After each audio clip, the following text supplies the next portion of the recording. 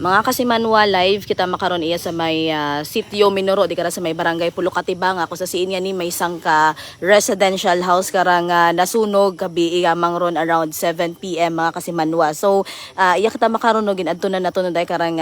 bagay aga makita naton nga halos ubos gid nga ni karon do mga gamit no pati ni kara may naaywan nga sangkasako kuno karang bugas aga natabo abira mga kasimanwa wa ta iya karon do tag-iya saan da karon nga pani mga so makita naton iya mga gamit ita ronday karang magpamilya no nga halos ubos gud ang ani karon pati man na karon nga appliances nga naaywan iya karon sa sugod ita bagay. So suno kara sa tag-iya ita ronday karang panimagay uwasan na karon kat natabo ronday nga